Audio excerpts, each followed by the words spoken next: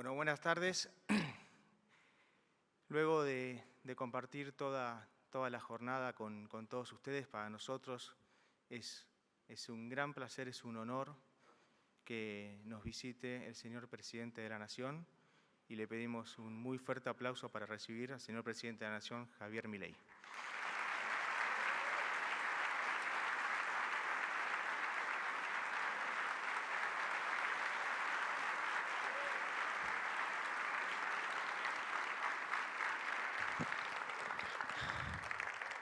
Buenas tardes. Gracias a todos los aquí presentes. Gracias, Yaef, por la invitación y sobre todas las cosas por permitirme cumplir con la palabra que dije que si era presidente volvía. Así es que en ese sentido, gracias a todos.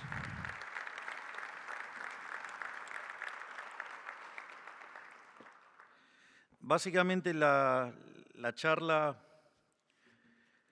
que tengo preparada es lo que es, digamos, nuestro modelo hacia la dolarización, que el nombre básicamente, técnicamente, sería una dolarización endógena. En este sentido, la charla va a tener tres partes. La primera parte tiene que ver sobre la naturaleza del dinero, porque pareciera que algunos economistas se olvidaron esencialmente de dónde apareció el dinero, cómo apareció el dinero, cuáles son las funciones del dinero, porque esto tiene características e implicancias muy fuertes en términos de cómo uno piensa la existencia del dinero y su incorporación en la economía.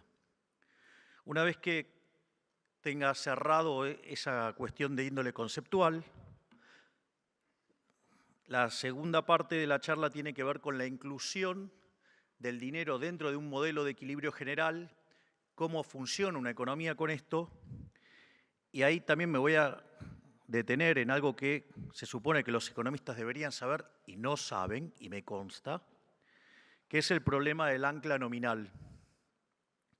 De esa manera voy a discutir distintas formas de cómo anclar el nivel de precios.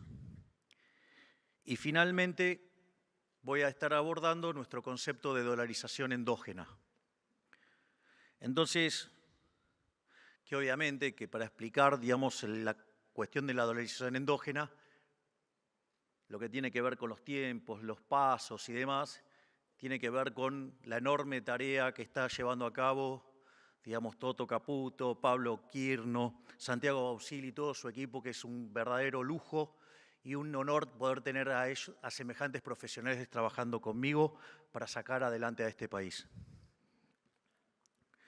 En ese sentido, digamos, si no hubiera dinero, digamos, estaríamos en lo que se llama en una economía de trueque. Ahora, en la economía de trueque, digamos, ustedes derivan funciones de demanda, pero hay algo que es muy importante porque esto tiene que ver con la contaminación intelectual que generó el keynesianismo. Porque básicamente Keynes, que no era economista y que solo había tomado un curso de economía de 6 meses con Alfred Marshall, no entendía cómo, digamos, la diferencia entre los modelos de equilibrio general y modelo de equilibrio parcial. Básicamente, cuando uno hace un curso de micro, en el primer curso de micro que hace, y cuando empieza la primera parte de un curso de micro en general, los libros, los más nuevos, son un poquito distintos los textos, pero básicamente arranca con la teoría del consumidor y ahí se derivan las curvas de demanda. En general, esas curvas de demanda van a depender de todos los precios y del ingreso. Pero eso es en equilibrio parcial, eso no es en equilibrio general. Digamos, extender esa idea de poner el ingreso en la función de demanda en un modelo de equilibrio general es un error conceptual grosero. Es decir, cuando ustedes están pensando en un modelo de equilibrio general, ustedes tienen que incorporar el hecho de que sus ingresos van a depender, en una economía de trueque, va a depender de cómo venden e intercambian sus dotaciones, o en una economía que incorpora la producción, la posibilidad de que ustedes trabajen, o sea, que vendan su ocio en el mercado de trabajo y a cambio reciban un salario. ¿Qué es lo que sucede? Con solo contemplar todos los precios de la economía, en la derivación del sistema de las cantidades, ustedes van a determinar cuánto van a percibir por vender sus dotaciones, cuánto van a percibir por vender el ocio en el mercado de trabajo y cuánto van a recibir de beneficios en función de las participaciones que ustedes tengan, digamos, en las firmas. Por lo tanto, digamos, esas funciones de demanda solo van a contemplar precios. Y lo mismo vale para las funciones de oferta. Por lo tanto, las funciones de exceso de demanda de un modelo de equilibrio general tienen dos características. Primero, que no aparece ningún indicador de cantidades, no aparece nunca el ingreso, nunca, no aparece nunca. Es decir, y además esas funciones son homogéneas de grado cero. Es decir, dependen de los precios relativos. Y eso además también tiene una contracara de índole matemática, que es la idea de la restricción presupuestaria agregada, lo pueden mirar de esa manera, o como también la ley de Balrach, que si n menos un mercado están en equilibrio, el restante lo está. Por lo tanto, el sistema no se puede determinar, la solución, el vector de precio de equilibrio no se puede determinar en términos absolutos, se determinan precios relativos. Digo, ese es el primer punto. Ahora, entonces, lo primero que hay que tener en claro es que de ninguna manera un modelo que se llame de ser de equilibrio general puede contemplar en las funciones de comportamiento el ingreso. Digo, eso es una aberración técnica. Entonces, cuando viene algún economista y le dice que hace equilibrio general y le puso en una ecuación de comportamiento el ingreso, empiecen a desconfiar. Lo segundo, digamos, otra aberración que cometió Keynes, digo, todas estas cosas están en un libro mío que se llama Desenmascarando la mentira keynesiana. El otro tema es la tasa de interés. Es decir, cuando ustedes vean, digamos, un economista que le dice que hace equilibrio general intertemporal, bueno, primero miren si verdaderamente el modelo es intertemporal, porque probablemente sea de un solo periodo. Si es de un solo periodo, digo, la tasa de interés no tiene sentido como criterio. La tasa de interés existe porque existe el tiempo, no porque hay un banco central fijando la tasa de interés. La tasa de interés tiene que ver con el hecho de pasar el consumo del presente al futuro y viceversa. O si ustedes deciden invertir y entonces pasan la producción del presente al futuro, por ejemplo. Es decir, la tasa de interés existe independientemente de que exista el dinero, existe porque existe el tiempo. Y además, la tasa de interés no es cualquier cosa. En realidad, la tasa de interés básicamente es el precio relativo de los bienes presentes en términos de los bienes futuros. Eso es la tasa de interés. Por eso es cuando, en algunos textos, no en todos, cuando ustedes pueden determinar la tasa de interés, que también se llama tasa de interés vixeliana, está determinada por la interacción del ahorro y la inversión. Ahora, ¿qué es el ahorro? El ahorro es el consumo futuro.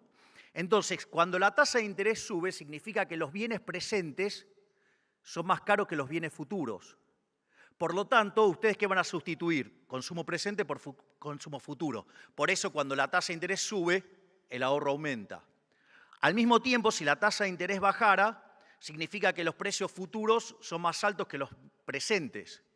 En ese contexto, ¿qué le convendría hacer a una empresa? En lugar de vender hoy, vender más mañana. ¿Eso cómo se llama? Ese paso de la producción de hoy al mañana. Eso se llama inversión. Y ahí ustedes tienen las tradicionales curvas de ahorro creciente en tasa de interés, de inversión decreciente en tasa de interés, y esa interacción determina la tasa de interés. Y la tasa de interés es un mecanismo de coordinación intertemporal que no tiene nada que ver con la existencia del dinero. Por lo tanto, digo, cuando encuentren un economista que agarre y le pone la tasa de interés y el ingreso, desconfíen, porque es un burro.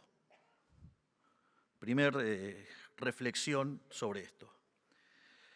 Ahora, por lo tanto, digamos, o sea, cuando yo armo las funciones de exceso de demanda, si tienen todos los precios presentes y todos los precios futuros, eso, digamos, va a ser un modelo de equilibrio general y de características intertemporales.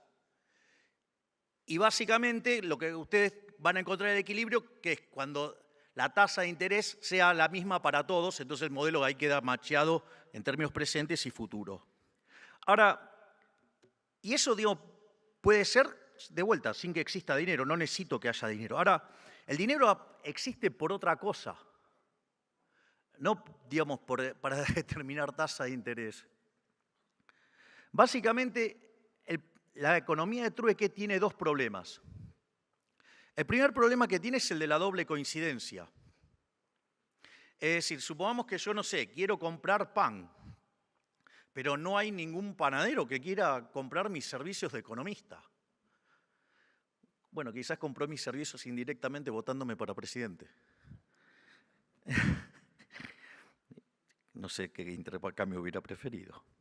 Al margen de eso, bueno, si vivía del Estado, seguramente que no. Le estoy saliendo muy caro. Entonces, en ese sentido, ¿cuál es el problema? Yo tengo que encontrar a alguien, un panadero, que me quiera vender pan a mí y a cambio que yo le dé charlas de economía. Lo cual, digamos, eso digamos, es un poquito complicado, y más en una sociedad extendida. Y aún así hay un problema que cuando resuelvo el problema de la doble coincidencia, tengo otro problema que es el de la indivisibilidad.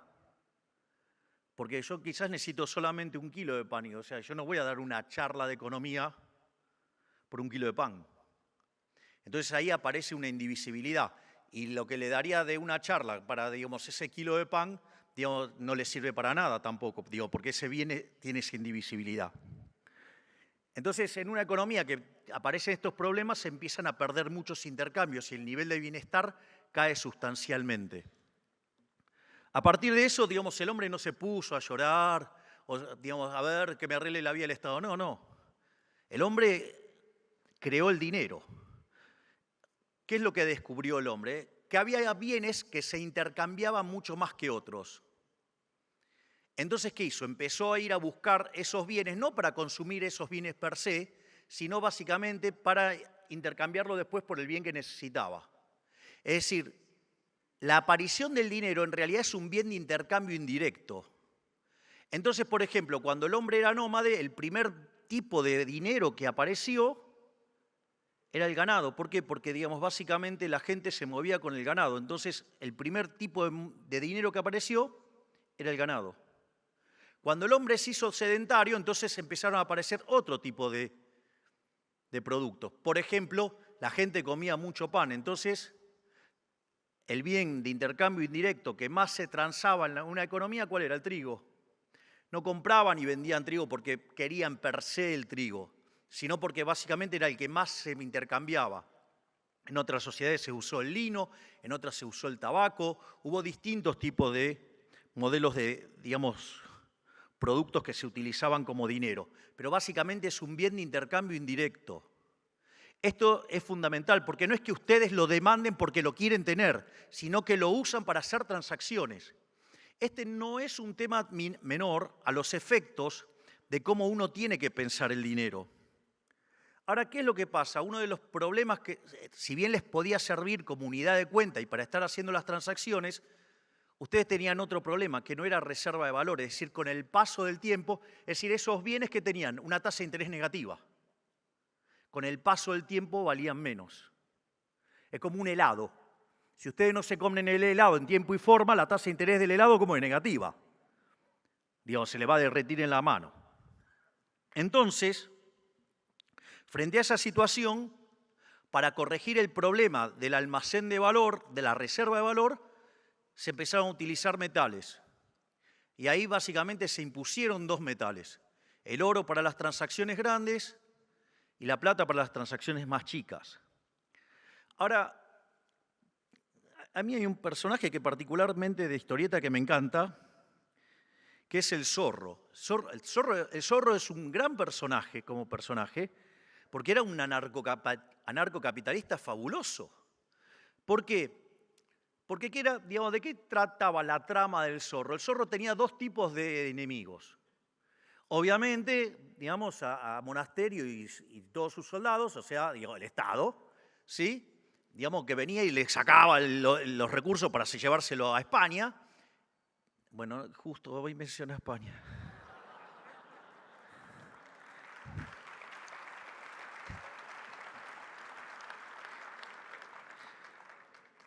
Igual ya lo tengo match point a Pedrito.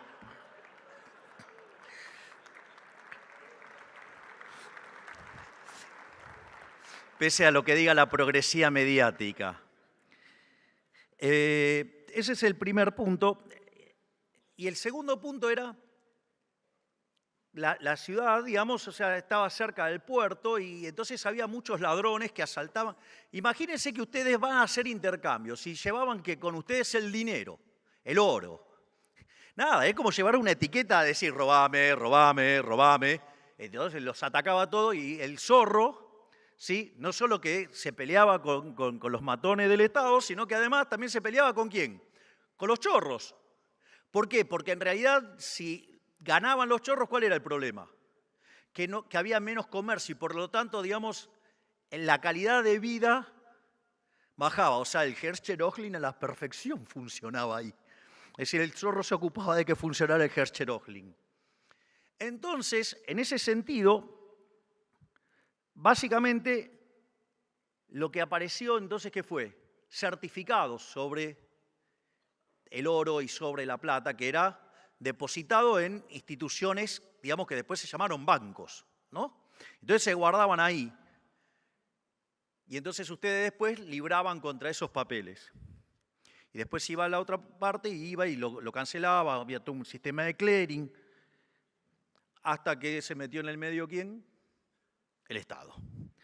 Pero bueno, eso es parte de otra historia. Entonces, esto es lo que implicó que aparezca el dinero. Pero no hay que olvidarse el elemento fundamental, que el dinero sigue siendo un bien de intercambio indirecto. Es una demanda derivada, existe como contraparte del sendero intertemporal de consumo al que ustedes quieren acceder. Sirve para eso. Es decir, nadie se lleva, digamos, pesos o lo que fuera al traje de madera, nadie se lleva todo eso al jonca, no sirve para nada, del otro lado no compra, o sea, no compra para nada. Entonces, en el fondo, por eso existe el dinero, pero el dinero tiene esa característica. Es decir, es más, la herencia, digamos, como diría el profesor de Pablo, es un error de cálculo. Entonces, en ese sentido, ahora entonces nos encontramos en un modelo de equilibrio general, ya vimos las características que tiene un modelo de equilibrio general, cuyas funciones de exceso de demanda son homogéneas de grado cero, solamente están los precios de los bienes presentes, los precios de los bienes futuros, la relación de precios relativos entre los bienes presentes y futuros de cada tipo de bien, digamos, tienen que estar mapeados para que todo el modelo quede arbitrado en una tasa de interés única, que es lo que se llama la tasa de interés vixeliana y que es la que coordina intertemporalmente la economía entre el presente y el futuro. Dicho esto, cuando ustedes incorporan el dinero a ese sistema de equilibrio general, que con n-1 ecuaciones, ¿sí?, estando en equilibrio, el restante mercado también lo está, y solamente podían determinar n-1 precio, ahora al incorporar una ecuación de exceso de demanda más, ustedes pueden determinar un precio más. Y si determinan que el dinero es el numerario, es decir, que tiene un precio 1, ustedes cambian 10 billetes de 100 por uno de 1000. O sea, no hay un, digamos, salvo cuando haya problema de mucho cash dando vuelta. Pero sacando, digamos, las anomalías, ustedes lo cambian por una relación que el número le da lo mismo. O sea, el precio ese es 1. Eso se llama numerario. Y eso permite que todos los precios de la economía queden ordenados en términos de escala nominal. Es decir, que entonces ustedes determinaron la cantidad de dinero con el numerario, que es el precio 1, y entonces le quedan determinados todos los precios nominales dentro del sistema y el sistema se puede resolver. Bajo esas características, esto es interesante. ¿Por qué? Porque si yo tengo que la demanda de dinero, entonces, es una demanda derivada, y es una demanda derivada de todas las funciones de exceso de demanda de las que están en el resto del sistema, tiene las mismas características que las funciones del sistema que tengo ahí arriba. Por lo tanto, ¿y eso de qué depende? Depende de lo que se llaman los parámetros profundos, diría Robert Lucas Jr., que en paz descanse. Es decir, depende de las preferencias, depende de la tecnología y depende de las dotaciones. Es decir, son parámetros recontraduros, salvo que tengan alguna hipótesis por la cual, digamos, ustedes van a determinar el sendero tecnológico, pero digo, si quieren determinar el modelo, tienen que hacerlo y es, digamos, como si fuera una combinación lineal. Tampoco es un problema resolver eso. En ese sentido, quiere decir que la demanda real de dinero, en condiciones normales de presión y temperatura, por decirlo de alguna manera, es una cuestión granítica. Es prácticamente una constante que tiene que ver con el sendero es decir, la función de demanda de dinero real depende del sendero de consumo a lo largo de toda la historia, desde hoy hasta el fin de la humanidad, vendría a ser. Y eso básicamente es una cuestión absolutamente granítica. Y eso, en equilibrio, es igual a los saldos reales, es decir, la cantidad nominal de dinero dividido el nivel de precios. Por lo tanto, dada la demanda real de dinero, cuando el Banco Central determina la cantidad de dinero, lo que está haciendo es determinar la escala nominal de la economía y por ende determina el nivel de precios. Es decir, determina en ese sistema todos los precios de la economía. De ahí la naturaleza monetaria de la inflación. ¿Por qué? Porque en la medida que ustedes aumenten la cantidad de dinero, ustedes están modificando la escala nominal de la economía y consecuentemente están modificando el nivel de precios. De ahí la famosa frase de Milton Friedman, la inflación es siempre y en todo lugar un fenómeno monetario. Entonces, es más, en la vida real no hay tal cosa como la neutralidad del dinero. Básicamente, ¿por qué, digamos, no hay tal cosa como la neutralidad del dinero? Porque ustedes, para que se cumpla la idea de la neutralidad del dinero, es que yo modifico la cantidad de dinero y eso no tiene ningún impacto en el lado real de la economía, salvo en el nivel de precios. Para que eso se cumpla se tienen que dar dos supuestos.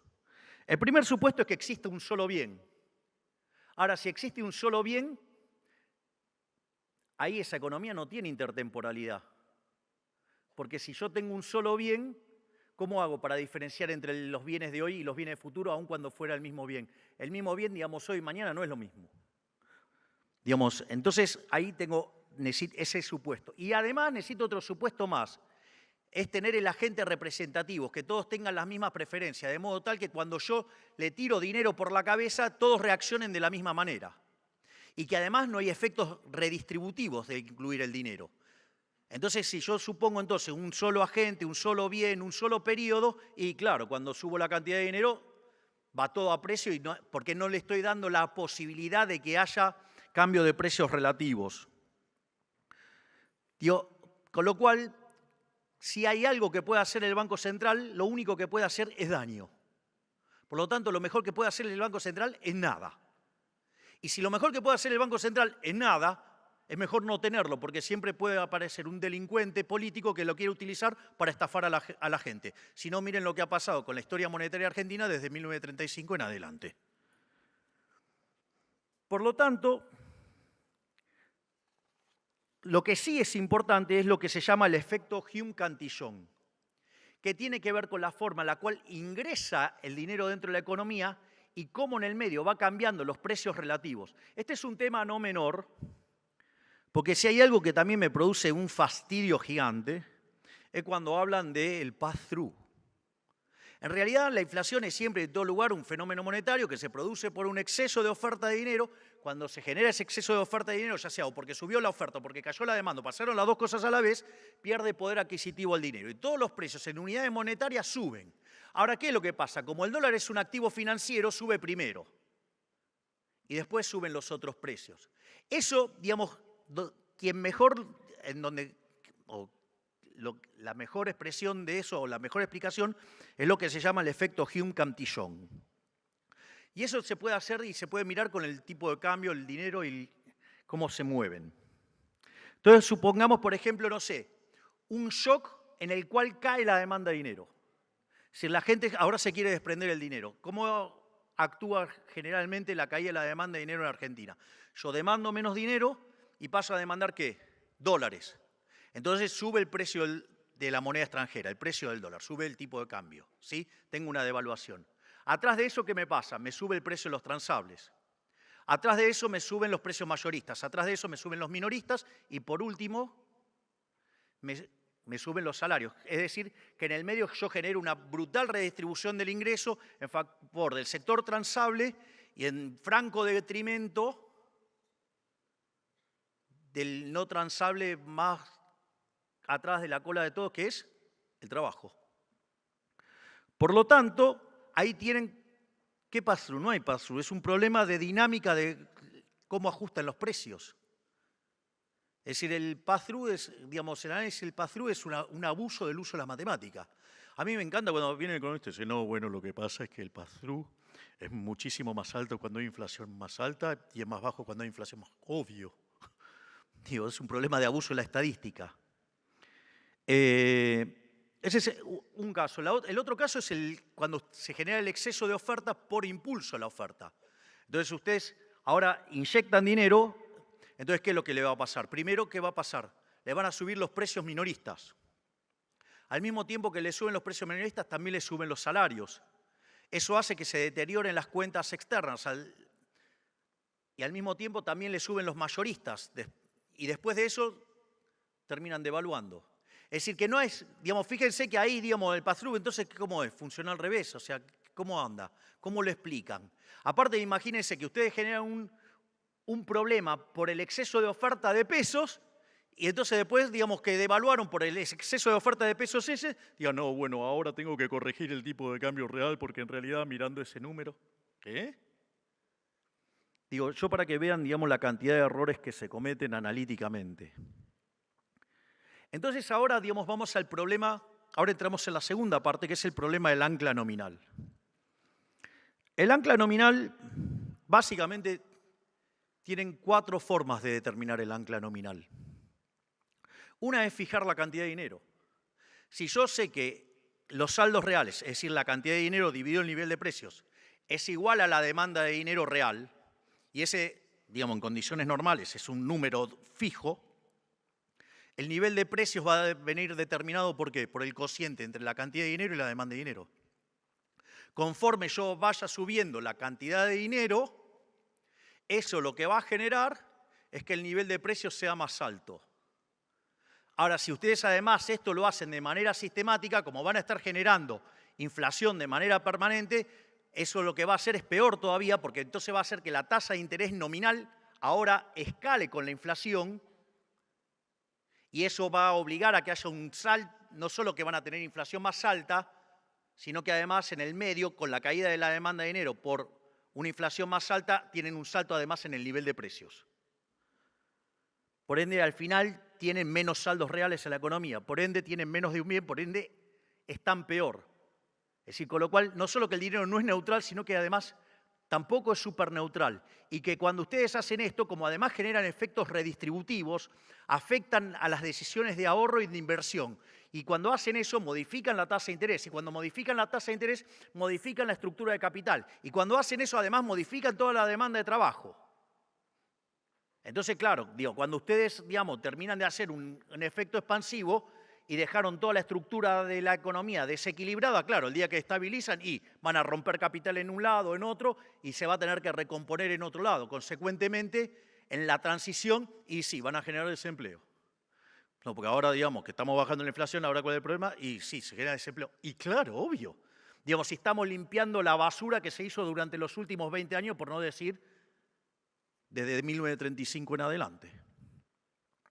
Entonces, ese es el caso del ancla nominal cuando ustedes fijan la cantidad de dinero. Entonces, si yo fijo la cantidad de dinero, lo que estoy haciendo es determinar el nivel de precios. Y si yo venía de emitir, digamos, 28 puntos del PBI y 3 en el último año, y claro, el día que ustedes fijen la cantidad de dinero, ¿qué es lo que va a pasar? Con todos los rezagos que van a tener. Y sí, van a tener inflación. Sí, claro, y sí. Sí, digo, porque tiene que ver con los rezagos. Se están reacomodando todos los precios a la luz del desastre monetario que se hizo los últimos 4 años, en especial en el último año donde se emitieron por el equivalente de manera directa e indirecta 13 puntos del PBI. Ese es el primer. Ahora, después hay otra forma de anclar el nivel de precios, que es fijando el tipo de cambio.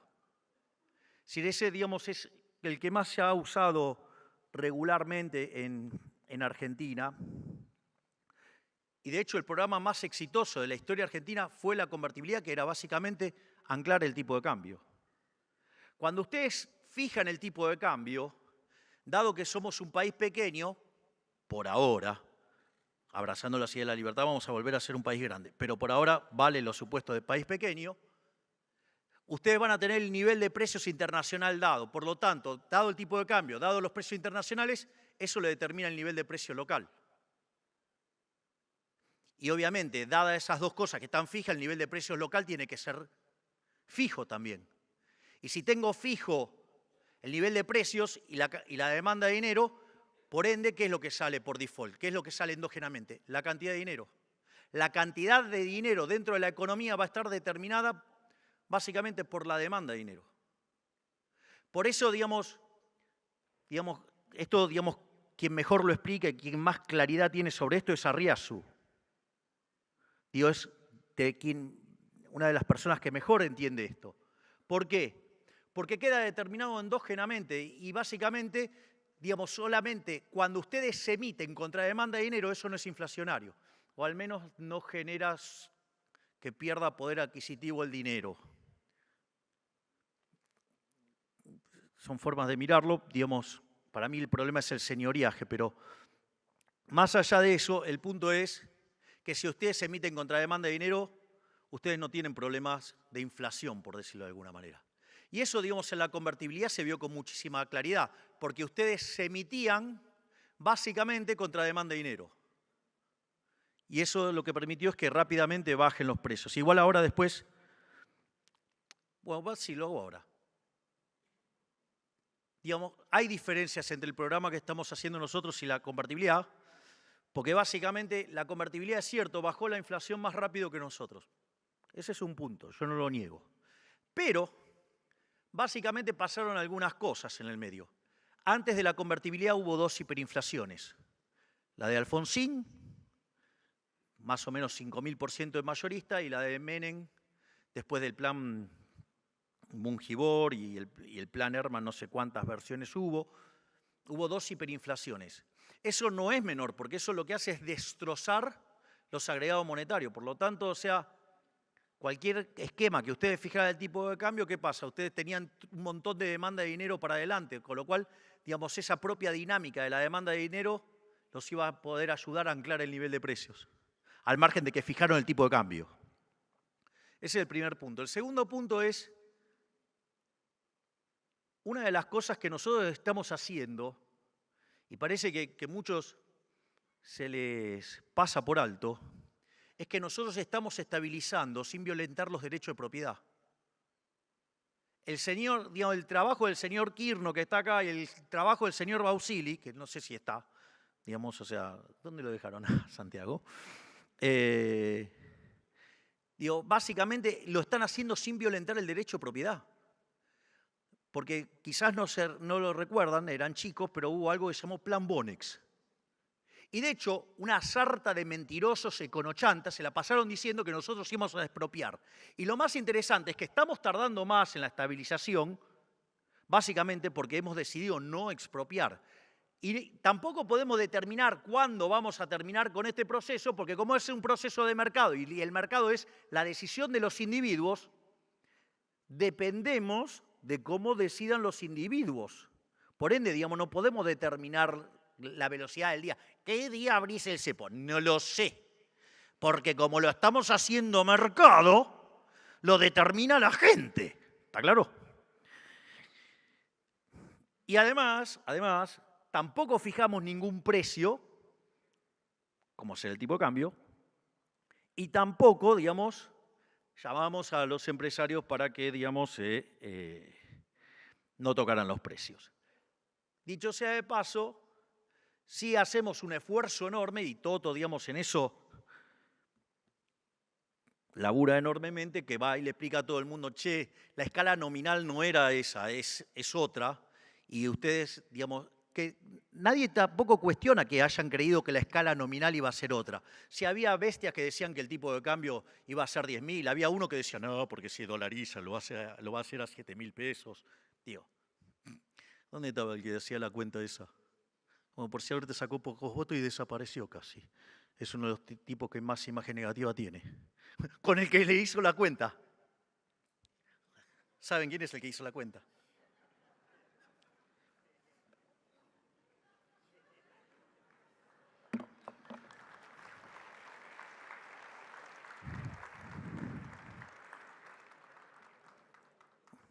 Ese es otro de los modelos. Otra forma que ustedes lo pueden hacer es con lo que se llama el patrón mercancía. El patrón mercancía es fijando el nivel de precios. Entonces, evidentemente, fijando el nivel de precios, dada la demanda de dinero, obviamente que el dinero le queda endógeno, digamos, en la metodología o terminología de Olivera, se llama patrón mercancía. Este esquema sirve para pensar si tienen una mente dirigista y en esa mente dirigista ustedes quieren controlar precios. Es decir, para los que les gusta controlar precios, este modelo es anillo al dedo porque digo, ¿qué hace? Fija los precios. De hecho, digamos, el Plan Austral, una de las cosas que hizo no solo fijó el tipo de cambio, sino que además fijó ¿qué otra cosa? Hizo un control de precios. Y de hecho, digamos, la convertibilidad, digamos, fijó el tipo de cambio, lo hizo por ley, y también llamaron a los empresarios para que entiendan que ese era el tipo de cambio. Ninguna de las cosas de esas nosotros no hacemos ninguna. Entonces ahora ustedes, entre el nivel de precios y la demanda de dinero, van a determinar entonces la cantidad de dinero en la economía. Después hay otro modelo que es cuando ustedes fijan la cantidad de dinero mirando los salarios. Obviamente que se llama patrón trabajo y básicamente se asume una estructura de mercado concentrada de modo tal que los precios sean un markup de los salarios. Entonces, una vez que ustedes determinan el markup de los salarios, determinan los precios, dados los precios y dada la cantidad de dinero, la demanda de dinero, se determina la cantidad de dinero. Es decir, también queda endógena la cantidad de dinero. Este modelo combinado con el anterior o en alguna combinación con el anterior, ya sea el patrón mercancía o el patrón trabajo, entre esos dos se suele utilizar mucho para lo que son los modelos de puja distributiva. Ahora, lo importante es entender que la inflación en todos estos modelos sigue siendo un fenómeno monetario. Porque básicamente, ya sea porque subieron los precios o porque subieron los salarios y como que subieron los salarios y después suben los precios, eso es lo que dispara el dinero endógeno. Que en los modelos de dinero endógeno que se suelen estudiar en Argentina, como por ley de Walras, si n menos un mercado está en equilibrio, el restante lo está, omite el mercado de dinero. Pero eso no quiere decir que no sea un fenómeno monetario. Es un fenómeno monetario. Porque de hecho, endógenamente, el modelo convalida monetariamente todo el tiempo. Por lo tanto, aquellos que hablan de inflación multicausal utilizando estos modelos también son otros brutos. Y ni le cuento si agarran y le dicen que una brecha de 60% está bien y después se queja del cepo. Todos sabemos de quién estoy hablando. Con lo cual, ahí tienen todos los modelos, básicamente de ancla nominal. Es más, el inflation targeting tiene un problema que es ¿cuál? Que no tiene ancla nominal. Que es lo que en la terminología Olivera se llama patrón crédito. Ahí tienen dos tipos de problemas. Hay un problema que en un modelo de equilibrio general eso no tiene sentido porque, miren, ¿estamos de acuerdo en que Moreno era un villano? ¡Ey! ¡Vamos! Bien, ok, gracias. Si no, digamos, teníamos que empezar a sacar el GPS.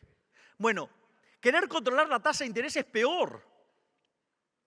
Porque significa que yo quiero controlar no solo los bienes presentes, como hacía Moreno, sino además quiero controlar los bienes futuros.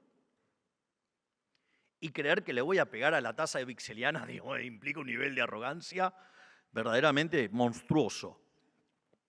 Bueno, el problema del inflation targeting, digo, primero que, de vuelta, la tasa de interés ya vimos que no tenía, con lo cual es un enjuague keynesiano en un modelo raro que no tiene nada que ver con el modelo de equilibrio general. Y si ustedes hacen eso, ¿cuál es el problema?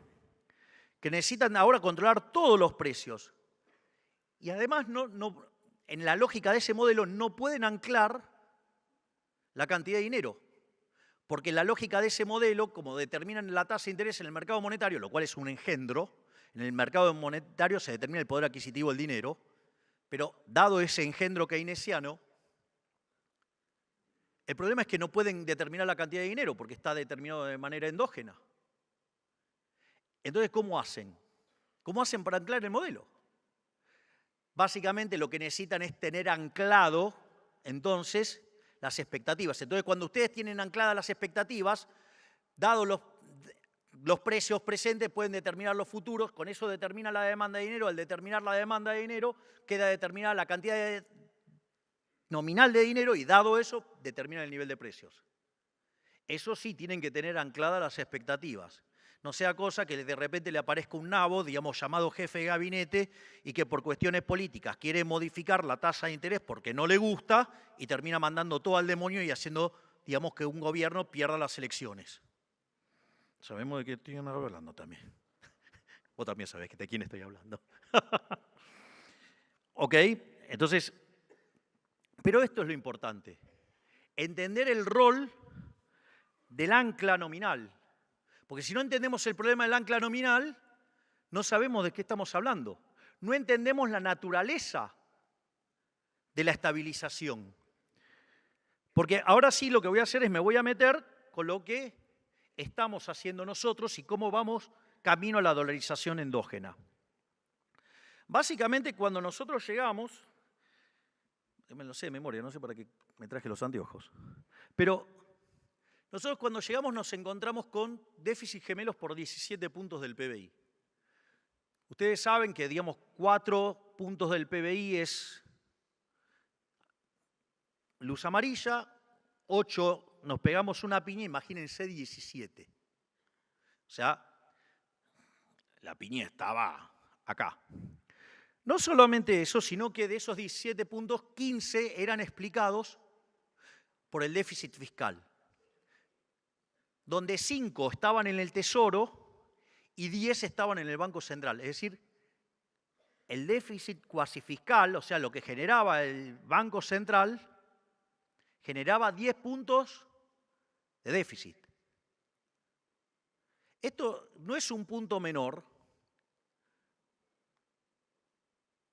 porque cuando ustedes construyen un programa de estabilización, tiene 3 elementos. Tiene un ajuste fiscal, tiene un ajuste monetario, que en nuestro caso es el saneamiento del balance del Banco Central, y tiene una cuestión cambiaria. Nosotros hicimos un sinceramiento del tipo de cambio, y no fue a cualquier lado el tipo de cambio. El tipo de cambio, cuando allá en el Hotel Libertador, con Toto y su equipo, dijimos dónde ponerlo, era que ese tipo de cambio más el impuesto país quedara cercano al tipo de cambio de mercado, porque de esa manera minimizábamos el exceso de demanda de divisas, por ende minimizábamos el exceso de oferta en el mercado de bienes, en el mercado de trabajo, y por lo tanto, digamos, si bien íbamos a implementar una solución dolorosa en términos fiscales, donde ese aumento del ahorro no iba a tener como contrapartida la inversión y iba a caer la actividad, el empleo y, digamos, si los salarios reales iban a caer, porque estábamos sincerando la economía, al hacerlo de esa manera el daño era mucho menor. Porque después aparecen los que se quejan y dicen, no, tendría que haber puesto el tipo de cambio en 600. Pero sucede que en ese modelo, si las cosas salían bien, además había más inflación que la que tuvimos. Y ahora son los mismos que se quejan del tipo de cambio atrasado. Es decir, que por favor, digamos, o sea, recalibren bien el modelo porque las cuentas las están haciendo mal, entonces. Pero no van a aceptar que se equivocaron, sino que van a fogonear de que tiene que estallar el modelo porque ellos no se equivocaron. Pero al margen de eso, no era el único problema que teníamos, la brecha, Digo, después teníamos unos problemas de stocks fenomenales. Por ejemplo, teníamos vencimientos de deuda en pesos por el equivalente a 90.000 millones de dólares. ¿Qué laburito te agarraste, Kirno, eh?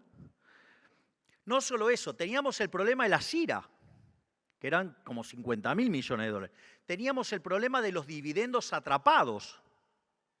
Teníamos el problema de los pasivos remunerados, que el gobierno anterior tan amigablemente, digamos, teníamos LELIQs que eran a 30, 60, 90, 120 y 180 días, pasó todo a un día.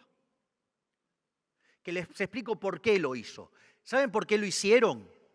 Porque ellos creían que nosotros íbamos a liberar todo sin mirar el problema de stocks. Y si nosotros liberábamos todo sin mirar el problema de stocks, íbamos a generar una hiperinflación. Y en enero ya había otro gobierno. Así de fácil.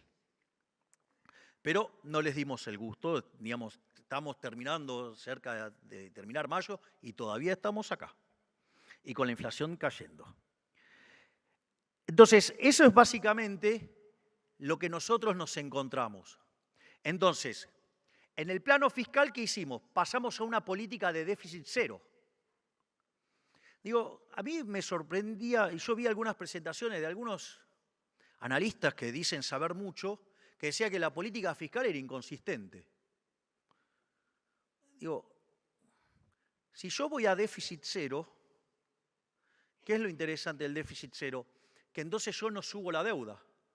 Si yo no subo la deuda, dado el producto, la relación de deuda-producto es no creciente. Es más, si se expande con la población nada más, ya es decreciente, por lo tanto soy solvente. Por lo tanto, claramente la política fiscal pasa a ser consistente. Piensen que de tener caído el acuerdo con el Fondo Monetario Internacional, por lo tanto teníamos un problema enorme de 25.000 millones de dólares que vencían, mayoritariamente con multilaterales, teniendo el acuerdo caído con el fondo. Todo su equipo arreglaron esto en 2 semanas, en un fin de semana con el fondo. Increíble. Cuando ustedes, digamos, veníamos de una historia que en términos normales hubiéramos tardado 3 meses. ¿Por qué? Porque justamente esta política, digamos, era súper consistente. De hecho, es tan consistente que el riesgo país de 2.900 pasó a 1.200. Y si no fuera porque la política no para de poner palos en la rueda, ya hubiéramos pasado hace rato la barrera de 1.000 puntos. Pero no se hagan problemas, porque nosotros vamos a seguir insistiendo, con lo cual, digamos, en algún momento vamos a romper esa barrera y vamos a seguir bajando el riesgo país.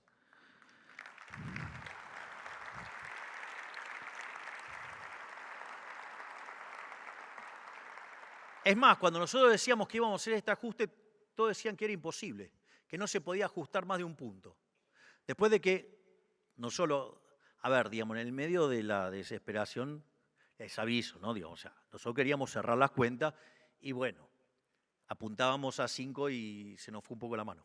Ajustamos 7 en el Tesoro. Bueno, ahora estamos recomponiendo, pero digamos, en esa dinámica es un poquito complicado el fine-tuning. Digo, el fine-tuning está bien, digamos, en la hoja de Excel, en la vida real es un poco más compleja, pero eso que decían que era imposible ajustar más de un punto por año, se encontraron con que nosotros en el primer trimestre habíamos ajustado 7 puntos. No solo eso, sino que ya en el primer mes de gestión habíamos generado superávit financiero. Entonces, en lugar de aceptar que se equivocaron, no, esto no es motosierra, es tijerita más mucha licuadora. Digo, a ver, bajamos a la mitad la cantidad de ministerios. Cortamos la obra pública, porque no creemos en la obra pública. Cortamos de cuajo las transferencias discrecionales a las provincias. Echamos una cantidad enorme de empleados públicos y cada vez que van cayendo los contratos van saliendo más empleados públicos. Bajamos un montón de planes sociales que eran curro. Digamos, o alguna vez en su vida vieron la cantidad de casos de corrupción que se denuncian desde Capital Humano. Aviso que, digamos, nosotros somos el Poder Ejecutivo, por lo tanto, digamos, ahora está en las manos de la justicia. No me lo pidan a mí, nosotros, o sea, encontramos los pufos, los denunciamos y ahora, digamos, está en las manos de la justicia. Entonces, ¿qué no hubo motosierra? Hubo tremenda motosierra. Y después le explico algo. Cuando la licuadora es permanente, también es motosierra. Entonces, aquellos que decían que no se podía hacer un ajuste más de un punto de PBI, entonces ahora ¿qué hacen? No, porque el problema ahora es la calidad del ajuste. Dale, mediocre, fracasado. Vos no lo podías hacer porque no tenías con qué hacerlo. En cambio, digamos, el señor y yo, digamos, hemos decidido poner lo que había que poner. Digo, a ver si ustedes se creen que es fácil, digamos, bancarse a estos gastos maníacos degenerados del gasto público. Fíjense que lo único que están haciendo, digamos, ahora es mandar proyectos al Congreso, ¿para qué? Para rompernos el equilibrio fiscal. Yo les aviso, por si les interesa, que cualquier proyecto que manden desde el Congreso, que quieran romper la caja y hacer volar este país por los aires, se los voy a vetar. Me importa 3 carajos.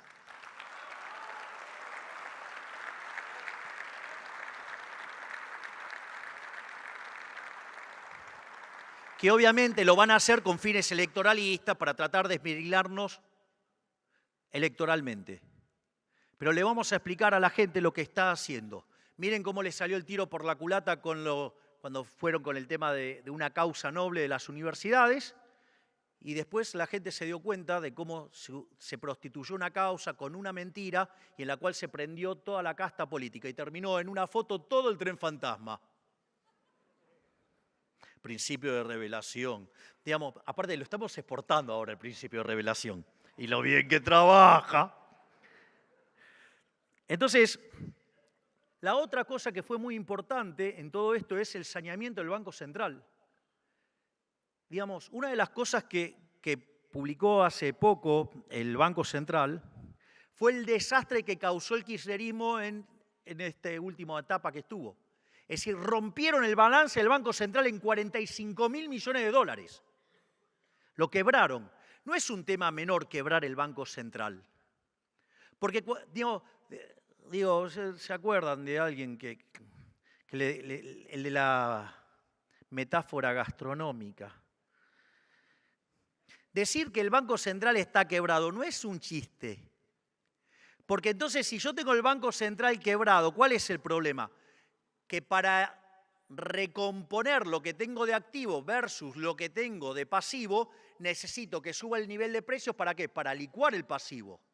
Entonces, si yo tengo un nivel de precios que licúa el pasivo tal que me hace que el patrimonio neto llegue a 0. Cuanto más quebrado estoy, nivel de precio que necesito es más alto. Entonces yo uno el nivel de precios de hoy con el nivel de precios futuro, la pendiente de eso que es la inflación. Entonces, en la medida que yo voy recomponiendo y saneando el balance del Banco Central, el nivel de precios implícito, ¿cómo es? Es mucho más bajo, por ende estoy bajando la tasa de inflación. El señor Bausili, a cargo del Banco Central, ya recompuso 25.000 millones de dólares. O sea, imagínense el laburo enorme que está haciendo para matar la inflación.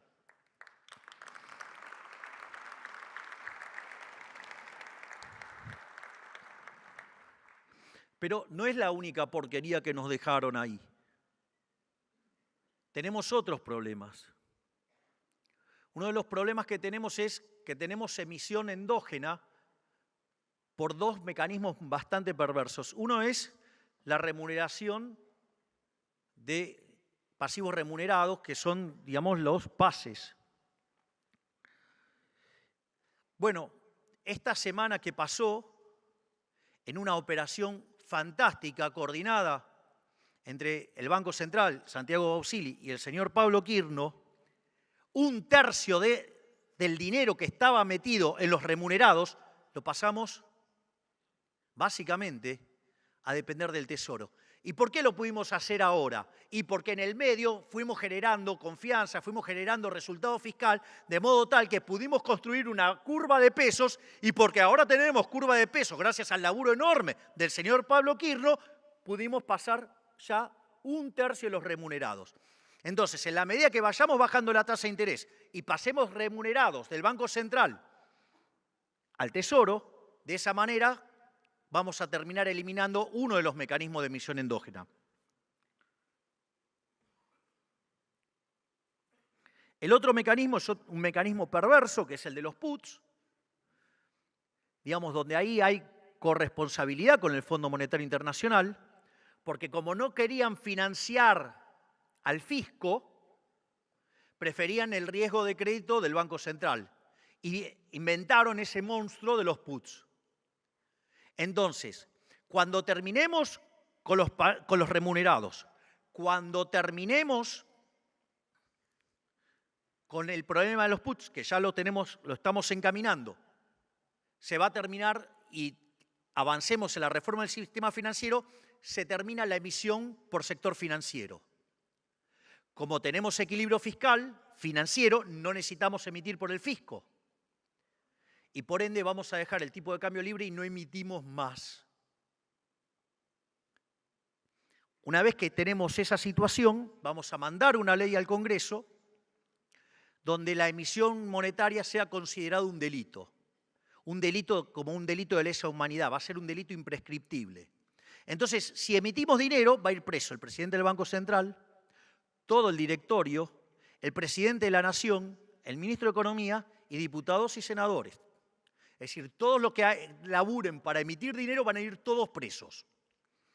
Ustedes me pueden decir, bueno, pero si se llevaron puesta la ley de convertibilidad y le robaron a los argentinos en ese mismo momento 14.000 millones de dólares, que a plata de hoy deben ser como 20 y pico mil, ¿por qué no lo van a volver a hacer?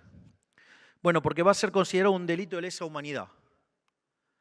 Va a tener las mismas características. Entonces sí, va a venir un gobierno y puede hacerlo, pero después puede volver otro y meterlos presos a todos por hacer eso. Con lo cual, digamos, o sea, se les va a complicar bastante. O sea, van a terminar presos.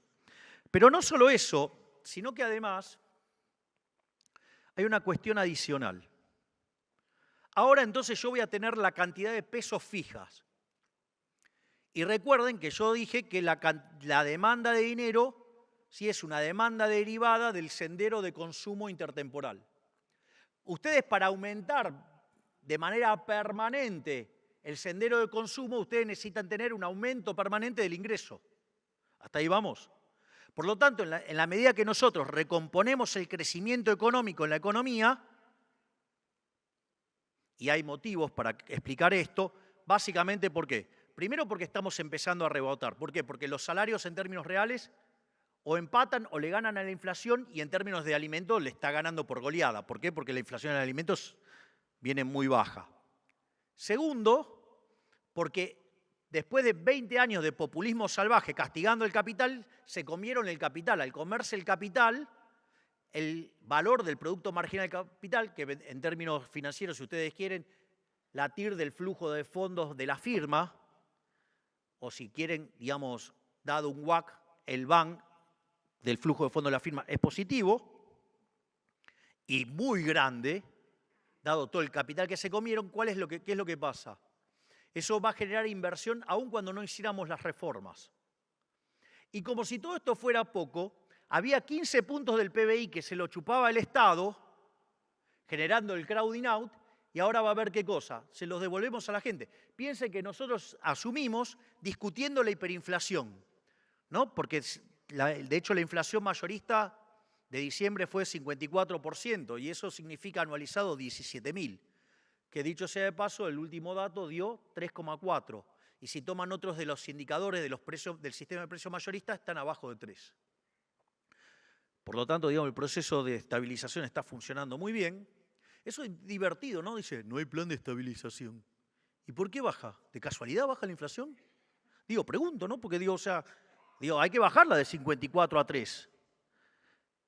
Pero al margen de eso, ¿qué es lo importante? Que van a volver 15 puntos de ahorro para financiar la inversión. Y entonces, de estar discutiendo la hiperinflación, hoy estamos discutiendo que vuelve el crédito hipotecario. Es decir, vuelve el sueño de la casa propia. Es decir, los jóvenes no podían poder pensar en tener un auto y ahora piensan en que pueden tener una casa propia. Digo, es interesante, todo en 5 meses. Entonces, en ese contexto, lo que vamos a tener es que la cantidad de dinero de los pesos está fija, pero ¿qué es lo que pasa? Si yo genero crecimiento económico y si meto las reformas estructurales, vamos a crecer mucho más, cosa que si no me la saca el Congreso ahora no me importa, digo, lo voy a volver a intentar. Y lo voy a intentar todas las veces que pueda. Y si no la dejan pasar, la paliza que le vamos a dar electoralmente el año que viene va a hacer que cambie la composición del Congreso y podemos pasar toda la reforma. Porque hasta ahora, mire, la reforma más grande fue la de Menem.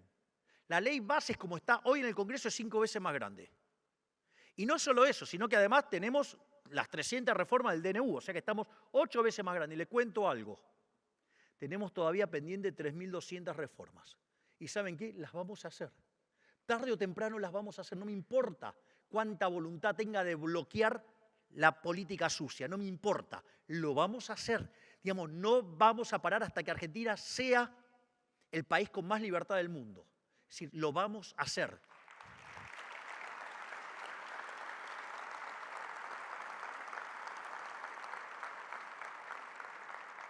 Por lo tanto, en la medida que la economía crezca de manera permanente y eso implique un aumento permanente del consumo, la contracara es que me va a aumentar la demanda de dinero. Entonces, ¿cuál es el problema que yo tengo ahora si dejé fija la cantidad de dinero? Es que como tengo el tipo de cambio flexible, la moneda se va a apreciar. Pero también otra cosa que puede pasar, y va a pasar, ¿cómo se resolvía el aumento de la demanda de dinero en convertibilidad? La gente iba y le vendía los dólares al Banco Central y así inyectaban los pesos. De hecho, hablábamos de ese mecanismo endógeno. Bueno, pero ahora no vamos a emitir. ¿Cómo hacemos entonces? Vamos a permitir la competencia de monedas. Entonces, supongamos, solo para hacerlo fácil ahora, que se puede utilizar el dólar. Y permitimos que se use el dólar como otra moneda más. Conforme aumente la demanda de dinero, la única forma de monetizar la economía, ¿cómo es? Con los individuos metiendo los dólares adentro de la economía. Entonces, ¿qué es lo que va a pasar? Se van a encontrar con una situación que los pesos están fijos y una economía que crece cada vez tiene más dólares. Y cada vez tiene más dólares, y siempre los mismos pesos. Y hacen las transacciones en la moneda que ustedes quieran. Consecuentemente, el peso pasa a ser algo así como una pieza de museo. Y cuando es muy chiquitito respecto a la cantidad de dólares, ¿qué creen que vamos a hacer? Vamos a dolarizar. Y ahí va a desaparecer el peso. Y la dolarización en un sistema de competencia de moneda, porque hay gente que le tiene miedo, no, porque en realidad la apreciación y que no sé qué cosa. Basta de miedo, digo, tanto miedo a la libertad, tanto miedo a los precios. Va a haber competencia de monedas. Entonces ustedes van a poder usar, ¿vieron que algunos hablan de canasta de monedas? Bueno, ustedes van a poder usar la moneda que quieran. Pueden usar, digamos, el dólar, pueden usar el yen, pueden usar el renminbi, pueden usar la libra esterlina, el franco. Usen lo que se les dé la gana, a mí me da lo mismo, usen la moneda que se les da la gana. No me importa, usan cualquiera. Por lo tanto, digamos, ahí tendrían un modelo de canasta de monedas, pero en lugar que la determine un burócrata las ponderaciones, ¿quién la va a determinar? El mercado, lo van a determinar los individuos con sus decisiones de comprar y vender en la moneda que se les dé la gana. Pero la verdad es, ¿por qué ir a algo tan corto intelectualmente? Hay la Universidad Francisco Marroquí en Guatemala, que es la primera universidad libertaria del mundo. Ustedes en uno de los pasillos, cuando va caminando, entonces, por ejemplo, se encuentran con unos murales raros y tienen en un costadito tienen un vidrio y ese mismo dibujo. Bueno, esos eran los billetes que tenían en Guatemala antes de tener Banco Central, que eran emitidos por las empresas de café. Digo, Guatemala tiene uno de los mejores cafés del mundo. Entonces, el dinero lo emitían las propias empresas de café.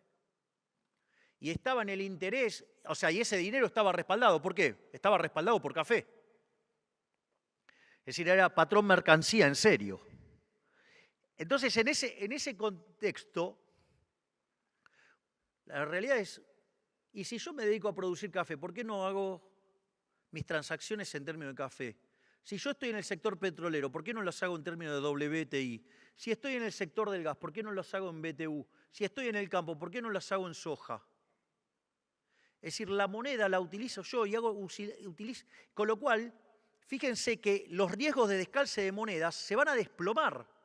Ustedes van a poder estar macheados todo lo que quieren. Digamos, o sea, el ahorro que ustedes van a tener en términos de cobertura de seguro es enorme. Es decir, miren cómo les va a bajar además los costos de transacción a la economía. ¿Y qué apreciación? No se discute más el problema de la apreciación. Yo creo que algunos economistas no quieren este tipo de cosas, no sé si es porque no quieren pensar o porque se les va a terminar el curro. Imagínense que les quieran hacer el grafiquito del tipo de cambio real. ¿De qué van a vivir? Que vayan y laburen de algo serio. Así es que bueno, en ese sentido, lo que quiero decir es que ese es el régimen monetario al que estamos aspirando. Es decir, una situación donde cuando terminemos con todos los mecanismos de emisión, la cantidad de dinero quede constante y que la economía se vaya dolarizando endógenamente. Ahí, digamos, se dolariza y cada uno va a hacer las transacciones en las que quiera. Después al gobierno se fijará una moneda en la cual se le pague al gobierno, no sé, el dólar. Y se acabó el problema. Se acabó el problema. ¿En qué voy a pagar los impuestos? No es dólares. Y si tenés dólares, cobras dólares, pagás en dólares, ¿cuál es el problema? ¿Lo haces en otra moneda? Bueno, digamos, como hay libre competencia de moneda y las convertís como vos quieras, agarrás, cambiás lo que necesitas para pagar los impuestos y se acabó. ¿Cuál es el problema? No era tan complejo. Y de esa manera vamos a lograr no solo estabilizar la economía, que es lo que estamos haciendo. Lo que pasa es que algunos dicen, no, bueno, pero dijo que lo iba a hacer instantáneo.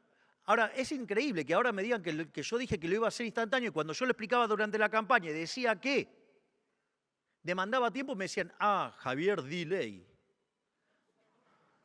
Loco, el nivel de gataflorismo que hay acá y de deshonestidad intelectual es tremendo. Entonces, en la medida que vayamos limpiando el Banco Central, vamos a poder ir a este régimen de emisión cero. Digamos, con la competencia de monedas va a empezar a ocurrir esto de que el peso pierda peso relativo dentro de eso. Y ahí, digamos, automáticamente dolarizamos, terminamos con la inflación para siempre, le quitamos la navaja al mono asesino, que es la política, no nos van a joder más con la inflación y nos vamos a poner a trabajar en seguir haciendo las reformas estructurales para que Argentina en 35 o 40 años vuelva a ser una potencia. Muchísimas gracias.